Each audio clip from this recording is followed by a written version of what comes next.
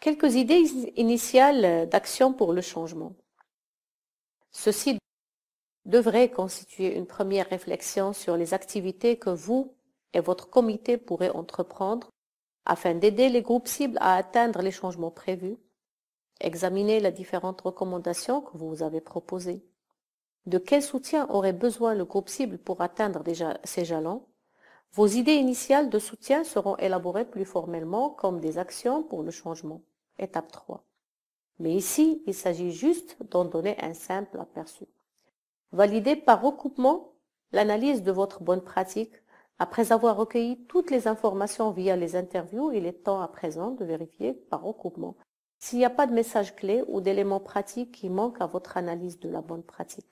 L'essentiel est que vous utilisiez vos bonnes pratiques, vos messages clés, vos recommandations pour avoir une influence directe sur vos groupes cibles.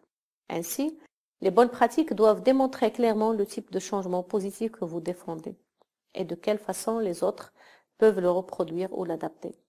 Comment vous avez recueilli toutes les informations dans les étapes précédentes, vous devriez être en mesure de répondre à toutes les questions suivantes avec les informations dont vous disposez.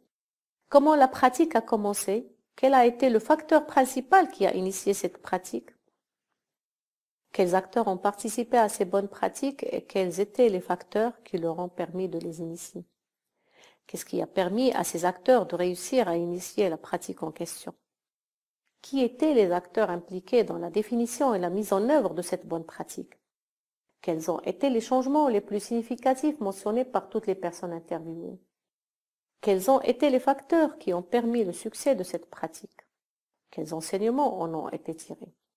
Si vous rencontrez des problèmes pour répondre à ces questions, revenez vers les acteurs qui ont mis en œuvre les bonnes pratiques et récoltez toute information manquante. Si vous avez recueilli toutes les informations nécessaires, il est maintenant temps de faire des recommandations. Cela signifie, pour chaque bonne pratique, vous ferez des recommandations basées sur l'analyse des informations que vous avez recueillies. Les recommandations doivent porter exclusivement sur les bonnes pratiques que vous avez analysées. Elles doivent contribuer à identifier les facteurs qui ont conduit aux changements les plus significatifs et la façon dont ce type de changement peut être pérennisé ou dupliqué à l'avenir. Les recommandations doivent également souligner les enseignements pertinents qu'en a tiré le groupe cible. Quels ont été les changements les plus significatifs obtenus? Qu'est-ce qui a favorisé ces changements? Qu'est-ce qui a empêché que ces changements soient encore plus significatifs? De qui a-t-on besoin pour garantir que ces changements seront pérennisés ou dupliqués? Résultat, vous avez élaboré un ensemble de messages clés et de recommandations visant chacun de vos groupes cibles et basés sur les bonnes pratiques identifiées ainsi que sur votre analyse.